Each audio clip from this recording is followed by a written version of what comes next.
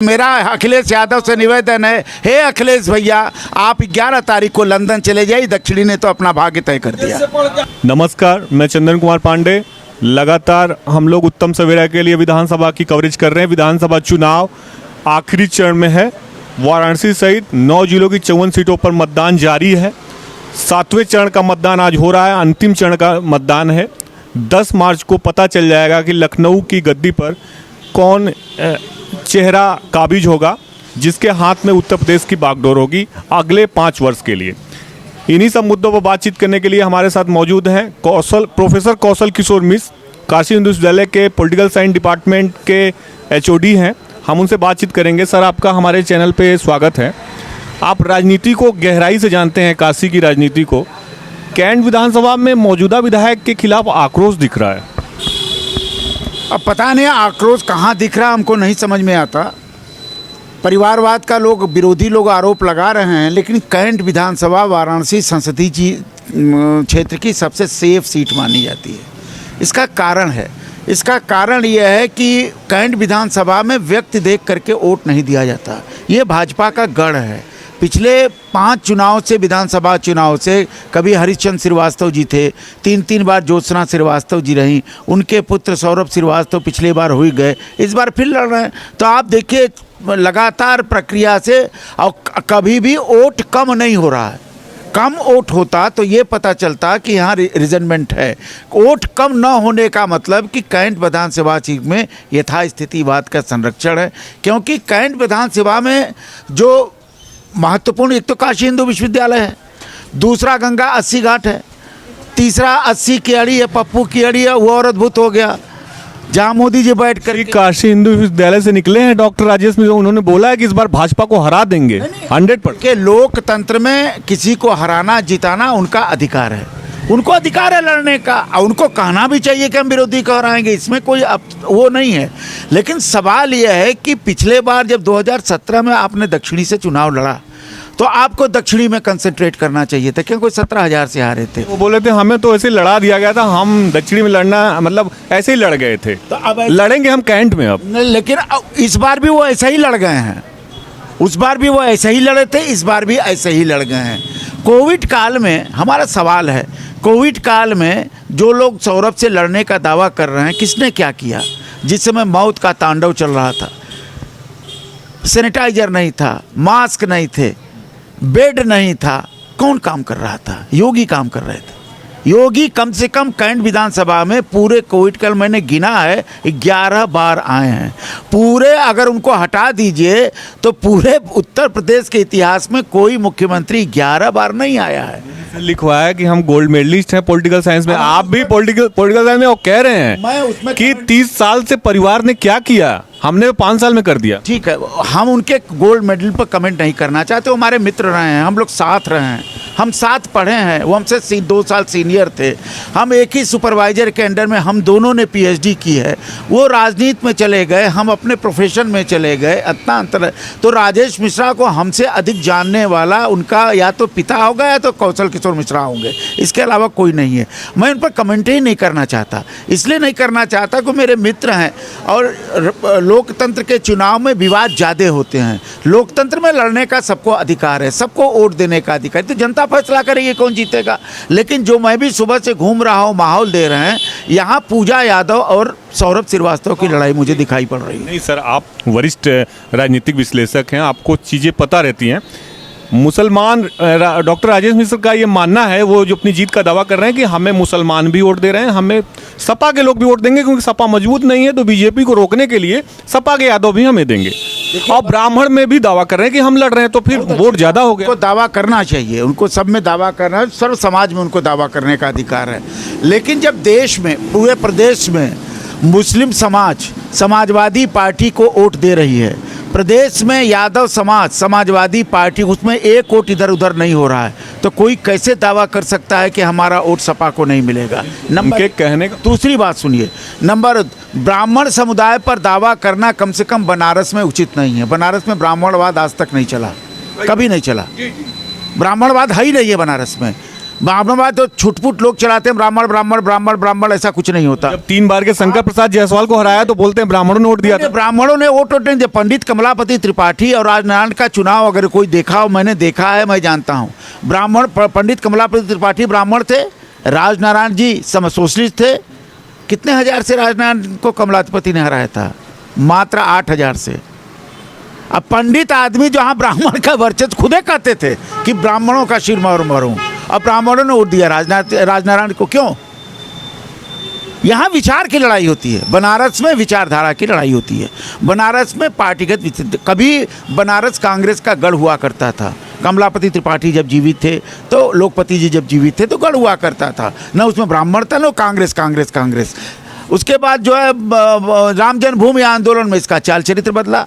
तब से जब बदला है तो इसमें बदलाव की कोई मैं आपसे निवेदन पूर्वक ये कहना चाहता हूँ कि यहाँ जो बनारस में वोट पड़ रहे हैं या दक्षिणी कैंट जहाँ भी वोट पड़ रहा है, विधायक के नाम पर नहीं पड़ रहे हैं, योगी और मोदी के नाम पर पड़ रहे हैं। योगी और मोदी के अतिरिक्त विधायक के नाम पर वोट ही नहीं पड़ रहे हैं। जो लोग देख रहे हैं योगी को देख रहे हैं, जो लोग देख रहे हैं मोदी को देख रहे हैं। लेकिन सर, जो ब्राह्मणों का 1 लाख वोट है कैंट विधानसभा में, उसमें 50-60% तोड़ने का दावा हो रहा है, मुसलमानों को जोड़ने का दावा हो रहा है। तब कहाँ देखते हैं इस विधानसभा सीट? अब ये तो रिजल्ट बताएगा। जब इतना कैलकुलेशन उनको मालूम है कि ब्राह्मणों का 1 लाख वोट है और उसमें सारा वोट हमने तोड़ लिया, मुसलमानों का वोट, तब तो लड़ाई खत्म हो गई ना। कहाँ लड़ाई है? तब तो आप जीत लिए, आपको बधाई, आपको शुभकामना। 10 तारीख को फैसला हो जाएगा ब्राह्मण कहाँ है, मुसलमान कहाँ है, यादव कहाँ है। हर चुनाव में मुसलमान ब्राह्मण चलता है, लेकिन रिजल्ट आता है तो ना कहीं मुसलमान दिखाई पड़ते हैं ना ब्राह्मण दिखाई। और स्थानीय विधायक का आक्रोश उसको सर, मैंने आपसे क्या कहा? आपने हमारी बात को ध्यान से नहीं सुना। हमारी बात ये थी कि आक्रोश अपनी जगह है, स्वाभाविक है, एंटी इनकम्बेंसी हो सकती है, लेकिन बनारस में एंटी इनकम्बेंसी या प्रो इनकम्बेंसी जैसी चीज़ नहीं है। यहाँ जो भी वोट पड़ रहा है वो योगी और मोदी के नाम पर पड़। नीलकंठ तिवारी वहाँ माफ़ी मांग रहे हैं। क्यों माफ़ी मांग रहे हैं जब इतना वो माफ़ी मांग रहे हैं कि क्या कर रहा है? मैं फिर कह रहा हूँ कि बनारस में वोट मोदी और योगी के नाम पर पड़ रहा है, न नीलकंठ के नाम पर पड़ रहा है, न किसी के नाम पर पड़ रहा है। मोदी और योगी यहाँ के बनारस के फिर इन लोगों की जवाबदेही कहाँ चली गई सर? राजनीति में जवाबदेही हो ना हो तो जनता तय करेगी, लेकिन जनता तो पागल है मोदी योगी के नाम पर, तो कोई क्या कर लेगा? यहाँ जब योगी मोदी किसी घर परिवार को चले जाइए तो कहता भैया मोदी जी हमके भोजन दिले हुए, हम कोविड में भूखन नहीं मरली, हमके नमक दिलो, हम नमक हरामी न करें। वो ये भी बोल रहे हैं कि 1,000 का सिलेंडर हो गया, डीजल पेट्रोल 100 के पार हो गया। ये जो बोले नकील, जो वोट देने वाले वो कहते हैं हम नमक हरामी न करम। बनारस नमक हरामी नहीं करेगा मोदी योगी से। अरे सर, आप वरिष्ठ हैं, आप बताइए, महंगाई आम आदमी ही झेलता है ना कि मोदी योगी झेलेंगे? मोदी योगी झेले महंगाई कहाँ मुद्दा है? कोई मुद्दा नहीं महंगाई। आप गलतफहमी में जी रहे हैं। इस सारे पत्रकार जो है, इस देश के पत्रकार को या तो मूर्ख हैं सारे पत्रकार, या तो उनको एनालिसिस नहीं मालूम, अंधे हैं न। हमेशा महंगाई की बात होती है। किस चुनाव में महंगाई की बात नहीं हुई? 14 में नहीं हुआ। कांग्रेस और सपा कर रही है, अखिलेश यादव कर रहे हैं, प्रियंका गांधी कर रहे हैं। अखिलेश यादव कह रहे थे यादव को लोगों को रोजगार नहीं मिल रहा तो चिल्लाइबे करेंगे। रोजगार सबको मिलने लगा। अब यादववाद रोजगार में नहीं चल रहा है, अब सामान्यवाद योगी रोजगार चला, तो जिसको यादव नहीं होगा तो चिल्लाएगा नहीं। जो नकल मार के पास हुआ उसको रोजगार चाहिए। जो हम तो ये भी जानते हैं जो कक्षा 8 पढ़े हुए हैं वो एप्लीकेशन लिखना नहीं जानते, उनको भी रोजगार का संकट है। समस्या ये है। भाजपा में तो कह रहे हैं रोजगार है नहीं है, खत्म कर दिया रोजगार। हम तो देते हुए पटवारी का, लेखपाल का, सिपाही का, ये तो कुछ निकालते नहीं। किससे बात कर रहे हैं आपको पता है? हाँ, हम जानते हैं सर। आप पता कर रहे हैं ना। पूरे कोविड काल में 179 सिलेक्शन कमेटी में मैं गया हूँ। घास छीलने नहीं गया हूँ, वहाँ रोजगार देने गया हूँ। हर जगह रोजगार देने गया हूँ कोविड काल में। उसी में कोविड भी हो गया मुझे। मैं क्या करने गया? मेरा जो प्रोफेशन है उसी में ना रोजगार हम देंगे। हम दूसरा रोजगार दे नहीं सकते। मुख्यमंत्री जी के सामने युवाओं ने प्रोटेस्ट किया कि भर्ती नहीं निकल रही, ओवरएज हो रहे हैं। बताइए अब वो कैसे युवा झूठ बोल रहे हैं? सरकारी नौकरी। अरे भाई, सरकारी नौकरी रोजगार है कि रोजगार भी कुछ है?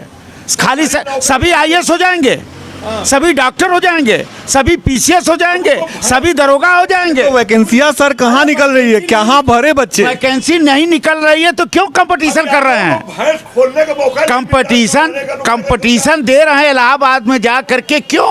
उनको तो मारा गया, पुलिस ने मारा डंडों से। पुलिस तो विश्वविद्यालय में राजेश मिश्रा को भी कभी मारी है, तो पुलिस का विरोध कर लें। वो तो हम गवाह हैं, हमको भी मारा उनको भी मारा, तो इसका क्या मतलब? जब आप राजनीति में जाएंगे लात खाएंगे, ये सामान्य सा नियम है। लेकिन मैं आपसे निवेदन कर रहा हूँ कि दक्षिणी में, कैंट में, उत्तरी में और रोहनिया में कोई कंटेस्ट नहीं है। लेकिन सर आपने बोला कि महंगाई नहीं है, बताओ कहाँ महंगाई है? आप ये बताइए, आप प्रोफेसर हैं, 3 लाख रुपए पाते होंगे, ये जो सड़क 50 लाख पाते हैं, ये सड़क पे जो है, ये इनके से पूछिए कि क्या महंगाई है। हम 50 लाख पाते हैं, हमारे 50 लाख पाने से क्या मतलब आपका? बहुत से लोग इसीलिए नहीं, इनसे पूछिए महंगाई है कि नहीं। अखिलेश यादव यही कह रहे हैं कि आम जनता परेशान। आप पूछिए ना, हमसे क्यों कहवा रहे हैं? तंत्र में अखिलेश यादव को ये लोग अरे राशन फ्री है पूरे प्रदेश ये में। लोग पीड़ित जो अच्छा महंगाई कहाँ जब टोटी चुराई गई तो महंगाई नहीं है। महंगाई इसलिए है कि टोटी चुरा ली गई। किसने चुराया टोटी? पका नहीं किसने चुरा, हल्ला तो टोटी टोटी चल रहा है, नगर में सिर्फ टोटी ही चल रहा, हम किसी का नाम नहीं लेना चाहते। इसलिए यह चुनाव उत्तर प्रदेश के बनाने का चुनाव है, यह चुनाव सांस्कृतिक रूप से संपन्न करने का चुनाव है, यह चुनाव पर्यटन उद्योग को आगे करने का चुनाव है, यह चुनाव परिवारवाद के खिलाफ है, यह चुनाव आतंकवाद के खिलाफ है, यह चुनाव माफियावाद के खिलाफ। अखिलेश यादव बोले कि यह चुनाव दक्षिणी का अगर तय करेगा कि उत्तर प्रदेश की दिशा और दशा राजनीति की क्या होगी, तब उनको लंदन चले जाना चाहिए। मेरा अखिलेश यादव से निवेदन है, हे अखिलेश भैया, आप 11 तारीख को लंदन चले जाइए, दक्षिणी ने तो अपना भाग्य तय कर दिया। से पढ़ के आए हैं, शुद्ध हिंदी बोलने नहीं आता है। अंग्रेजी नहीं बोलता। दक्षिणी विधानसभा तय करेगी, अखिलेश यादव ने बोला। कर दिया, हमने अनाउंस कर दिया है। दक्षिणी ने तय कर दिया सर, दक्षिणी ने तय कर दिया और उनको लंदन जाना ही पड़ेगा। और आपके मित्र की बात जो बोले हैं, भाजपा को हरा देंगे। बहुत बढ़िया, स्वागत है उनका, हरा दे, बहुत उनको बधाई।